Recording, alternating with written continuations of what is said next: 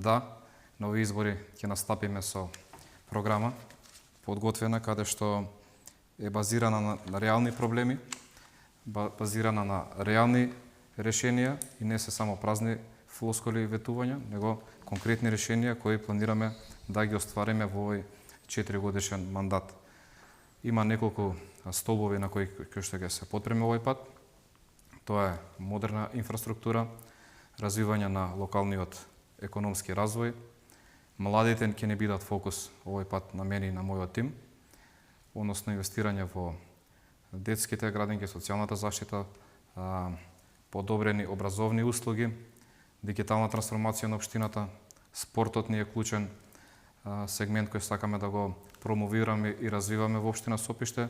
Тука не го исклучувавме и културниот развој, како и афирмација на туризмот кој што и те како се развива кај нас во општина Сопиште.